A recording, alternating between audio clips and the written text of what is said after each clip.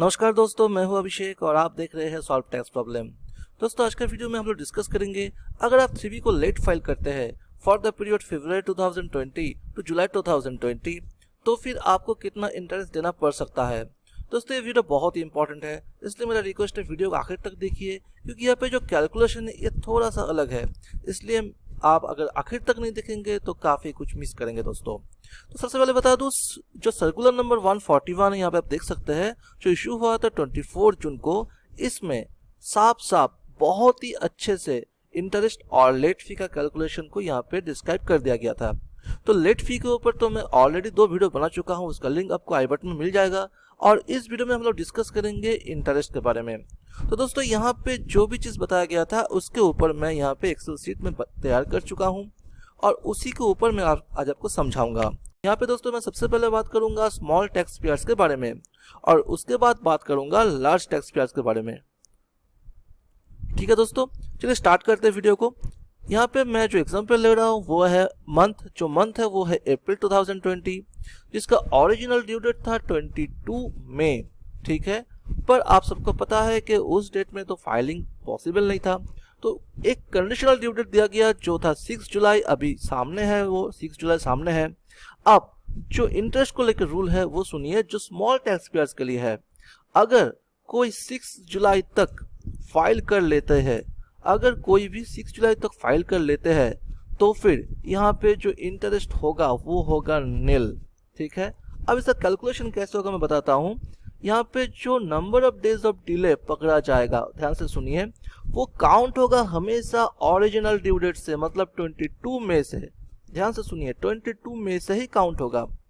तो यहाँ पे जो number of days of delay हुआ है वो कितना हुआ है, सबसे पहले मई महीने का 9 दिन और जून का 30 दिन और जुलाई का 6, तो मतलब 45 डेज यहाँ पे डिले हुआ है। ध्यान दीजिए, जो 45 डेज का डिले यहाँ पे हुआ है, इसके लिए मैं अप्रैल महीने का बात कर रहा हूँ, बाकी मई जून जो भी है उसका कैलकुलेशन आप इस हिसाब से कर लीजिएगा।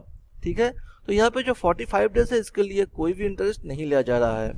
अब दोस्तों उसके बाद बोला जा रहा है कि अगर कोई 6 जुलाई तक फाइल नहीं कर पाता है, उसके बाद फाइल करता है, तो फिर उनको इंटरेस्ट देना पड़ेगा। अगर कोई टैक्स लायबिलिटी है तो, टैक्स पेबल है तो नेट टैक्स के ऊपर इंटरेस्ट दिया जाता है दोस्तों। ठीक है, अब सोचिए कोई 30 सितंबर को फाइल किया,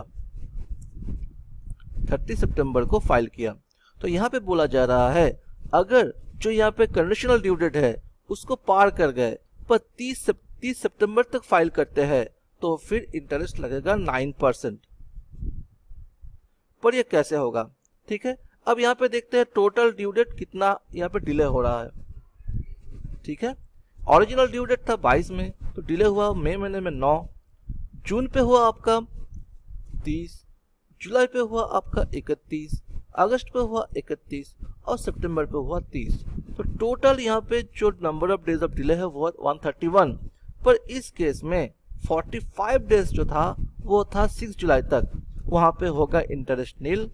और बैलेंस डेट मतलब 131 से लेके अगर आप ये पहला 45 डेज, फर्स्ट 45 डेज डिडक्ट कर देंगे तो 86 डेज के लिए कैलकुलेशन होगा 9%। इस बात का ध्यान आपको रखना है।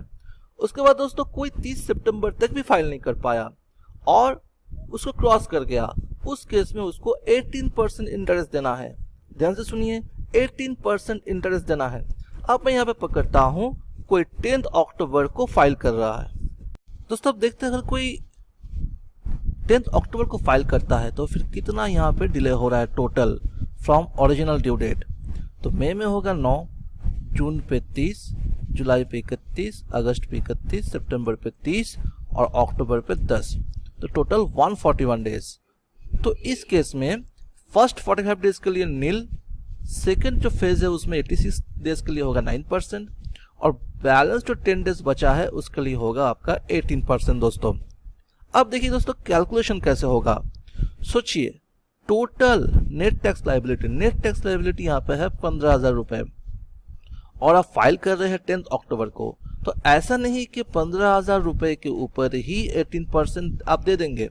जी नहीं, ऐसे कैलकुलेशन नहीं होगा। कैसे होगा मैं आपको दिखा रहा हूँ। फर्स्ट जो 45 डेज उसके लिए नील है, इसको हम नहीं देखेंगे। अब देखते हैं सेकेंड फेज में 15,000 into 9% into 86 divide by 365 plus 15,000 into 18% into 10 by 365। यह है आपका कैलकुलेशन और ये अमाउंट आपको देना है दोस्तों। इस बात का ध्यान आपको रखना है, ठीक है। इस तरह से कैलकुलेशन होगा और किसी और तरीके से, ऐसा नहीं कि आप पूरे के पूरे ऊपर ही 18% पे कर दिए, ठीक है। तो ये था दोस्तों स्मॉल टैक्स पेयर्स कैसे इंटरेस्ट पे करेंगे। अब दोस्तों देखते हैं, दोस्तों अब बात करते हैं लार्ज टैक्स पेयर्स के बारे में, पर इनके लिए जो रूल है वो थोड़ा सा डिफरेंट है। तो अब देखते हैं सर्कुलर नंबर 141 को यहाँ पे क्या बोला गया। अगर आप ड्यू डेट के अंदर फाइल नहीं कर पाते तो ठीक है, फर्स्ट 15 डेज के लिए इंटरेस्ट रेट होगा नील। उसके बाद जो कंडीशनल ड्यू डेट दिया गया था 24 जून, उसके अंदर फाइल करते हैं तो 9% इंटरेस्ट लगेगा और उसे पार कर जाते हैं तो 18% इंटरेस्ट आपको देना पड़ेगा। तो दोस्तों देखते हैं यहाँ पे कैलकुलेशन कैसे यहाँ पे होगा। चलिए देखते हैं यहाँ पे जो रिटर्न फाइलिंग डेट हम रखते हैं वो रखते हैं यहाँ पे हम 4 जून। तो यहाँ पे number of days of delay कितना हो गया मई में। यहाँ पे अप्रैल का जो लास्ट टैक्स पेयर्स का है उसका ड्यू डेट होता है 20 में।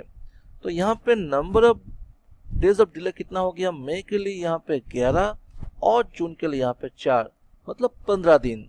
तो यहाँ पे इंटरेस्ट होगा दोस्तों नील। अब दोस्तों कोई अगर कंडीशनल ड्यू डेट वहां पे फाइल करता है 24 जून को फाइल करता है तो फिर उनके लिए number of days of delay कितना हो गया मई के लिए 11 और जून के लिए 24, 35 डेज। पर यहाँ पे इंटरेस्ट कितना लगेगा 9%। पर कैसे, पहले 15 दिन के लिए होगा दोस्तों नील और बैलेंस जो 20 दिन है उसके लिए होगा दोस्तों यहाँ पे 9%, ठीक है। अब दोस्तों कोई अगर ये डेट भी पार कर जाता है, सोचिए यहाँ पे मैं लिख देता हूँ 30 जून को फाइल करता है, तो फिर यहाँ पे कितना डिले हो गया टोटल मई के लिए 11 और जून के लिए यहाँ पे 30, 41 डेज। अगर ये 24 जून भी पार कर जाता है कंडीशनल ड्यू डेट तो 18% इंटरेस्ट लगेगा दोस्तों। तो पर कितने दिन के लिए लगेगा 6 दिन के लिए 18%, ठीक है। अब दोस्तों कैलकुलेशन सेम होगा। अगर सोचिए नेट टैक्स लायबिलिटी है 15,000 तो फिर कैलकुलेशन कैसे होगा 15,000 इनटू फर्स्ट फेज में दोस्तों नील होता है 15 दिन, उसको हम यहाँ पे इग्नोर करेंगे। उसके बाद दोस्तों 20 डेज के लिए कितना होगा 9%, ठीक है। 9% इनटू 20 बाई 365 प्लस 15,000 इंटू 18% कितने दिन के लिए होगा दोस्तों 6 दिन के लिए होगा।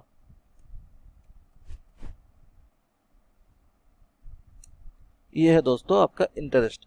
अब दोस्तों जो जिस डेट में आप फाइल करेंगे उसी डेट के हिसाब से आपको यहाँ पे इंटरेस्ट कैलकुलेट करना है। यहाँ पे मैं आपको एग्जांपल दे दिया, इस हिसाब से आपको कैलकुलेट करना है दोस्तों। तो यही है तरीका, ऐसा नहीं कि आप ड्यू डेट पार कर गए या फिर कंडीशनल ड्यू डेट पार कर गए तो फिर पूरे अमाउंट के ऊपर ही 18% टैक्स पे कर दिए। इस बात का आपको ध्यान रखना है और ये जो प्रोसीड्यूर है इसको ही फॉलो करना है दोस्तों आशा करता हूँ ये वीडियो आपको अच्छा लगा होगा। अगर अच्छा लगा तो लाइक कर दीजिए, अगर लगता है किसी और के काम आएगा तो शेयर कीजिए दोस्तों, सब्सक्राइब कीजिए, बेल आइकन प्रेस कीजिए, क्योंकि दोस्तों मैं इस तरह का वीडियो आपके लिए और भी लाता रहूंगा। थैंक यू दोस्तों, आज के लिए इतना ही। Have a nice day.